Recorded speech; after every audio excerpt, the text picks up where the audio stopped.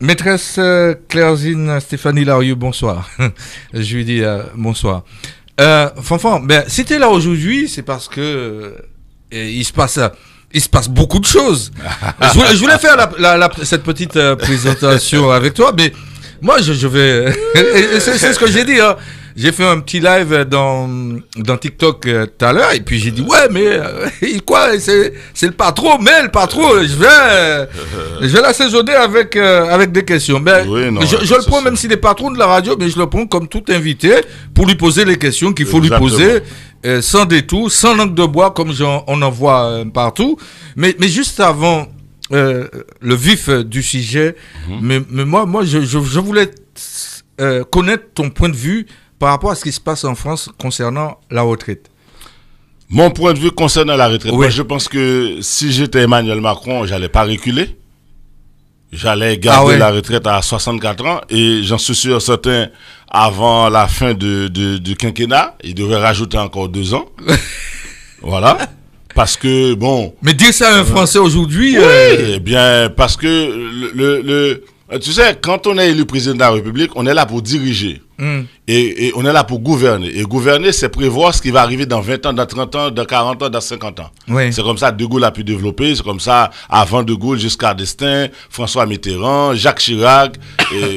Tout ce qui s'ensuit par rapport aux différents septennats, Chirac, un septennat, un quinquennat. Après, il y a Sarkozy. Après, il y a Hollande. Après, il y a Emmanuel Macron qui va faire des quinquennats. Je pense que aujourd'hui, la France, on fait pas assez d'enfants. Et on fait pas assez d'enfants.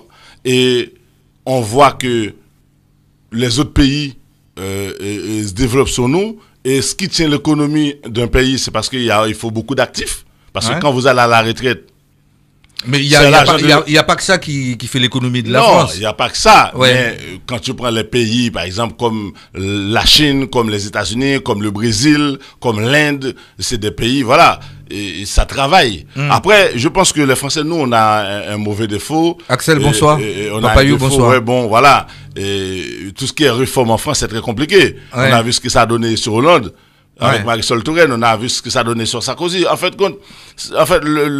les Français, nous Français, on est comme ça.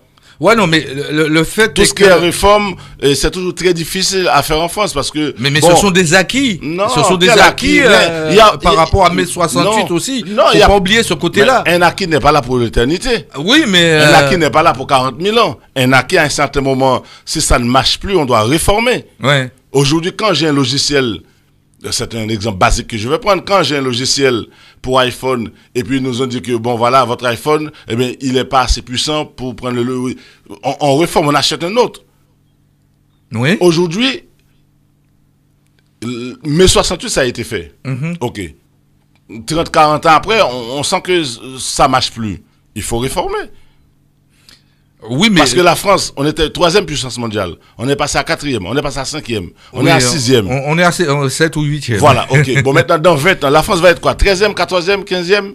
Oui, mais est-ce que ceux qui sont à la tête de la pyramide font ce qu'il faut pour que... Non, on peut toujours, aujourd'hui, Elisabeth Borne, avec tous les syndicats là, je pense qu'ils ont fait 1 heure, après ça a pété, parce que bon, ils veulent discuter qu'il faut enlever l'âge, il faut le laisser à 60 ans. Bon, après il y a des thèmes qu'on n'explique pas aux gens. Aujourd'hui, si vous rentrez dans la vie à 28 ans, vous partez pas à la retraite à 64 ans. Ben non. Vous partez à 68 ans, à 70 ans. Ben oui. Aujourd'hui, si vous commencez à travailler à 21 ans, si vous n'avez pas les années de cotisation, le nombre de trimestres qu'il faut. Voilà, je pense que l'erreur du gouvernement, je pense que ça a été mal apporté au public. Ça a été mal expliqué.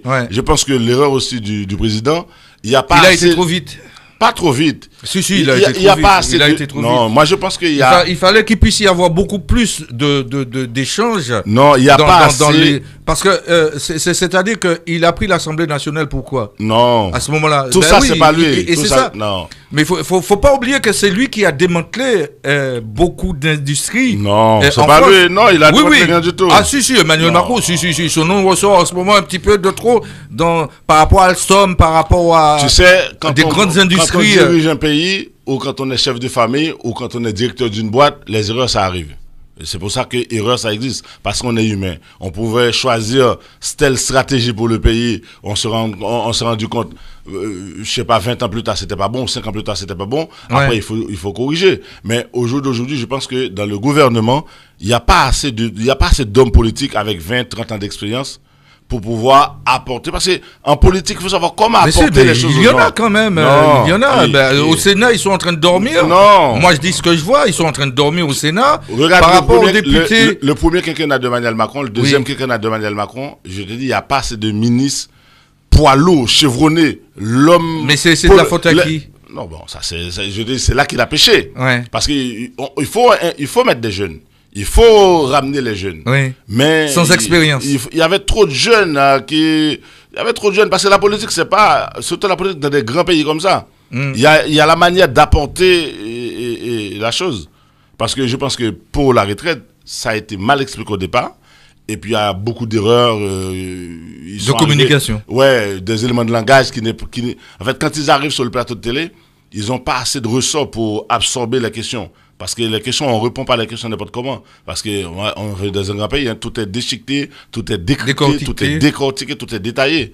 Je pense que c'est ça l'erreur du gouvernement. Mais après, Max, bonsoir. La retraite à 64 ans, moi je pense qu'il faut garder. C'est un leurre de toutes les façons parce que les gens ne partent pas à 64 ans, les gens peuvent partir à 70, 75 ans. Ça dépend de à quel âge que vous rentrez dans la vie active. Dans la vie active, mais ça, effectivement. Ce petit point tout simple comme ça, je pense que c'était pas assez martelé. Il fallait ramener ça tout le temps.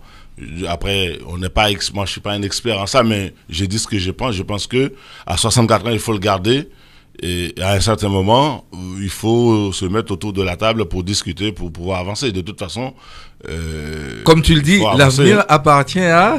c'est lui qui s'est créé, innover ou améliorer ce qu'il a trouvé.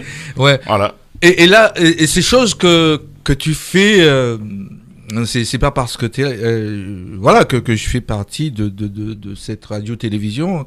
Et ces choses que l'on voit par rapport à toi.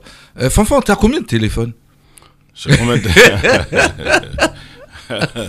Je viens de citer beaucoup d'activités, du coup, chaque activité, il y a un téléphone, d'accord. À peu près, oui. On l'a compris. Et puis ça travaille en même temps, je partage les liens, je commente, il y a d'autres réseaux. J'envoie aussi au Bled, là, j'envoie aux États-Unis, j'envoie partout.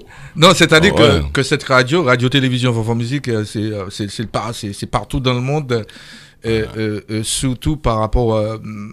Quelle communauté qui est privilégiée? Est-ce qu'il y a une communauté qui est privilégiée? Non, on est très écouté en Île-de-France, on est très écouté en Martinique, Guadeloupe, Guyane, Haïti, l'océan Indien, États-Unis, Canada et l'Afrique. Ouais. Ça, c'est dans les statistiques. On est à 4 millions de visites par mois. 4 millions de visites par mois. Oui. En fait, les gens peuvent aller regarder, hein. C'est pas crié dans la bouche. Oui. Voilà. Non, mais parce qu'il y a les stats qui donnent. Oui. On peut aller visiter, voilà.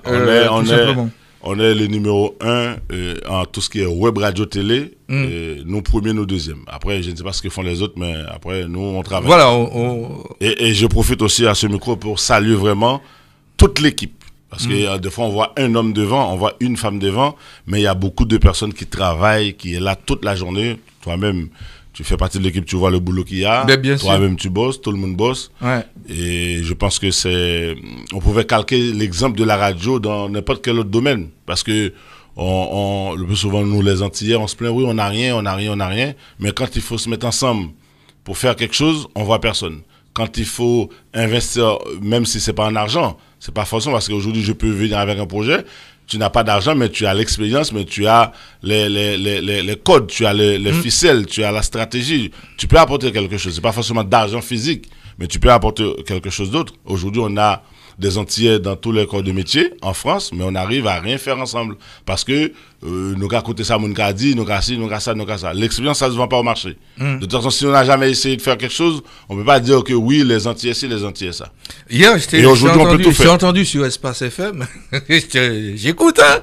J'ai entendu sur Espace FM pour ne pas citer cette radio avec qui nous travaillons. Non, il n'y a que les grands qui citent les noms des grands. Espace FM, c'est notre radio, on peut citer sans problème. Voilà.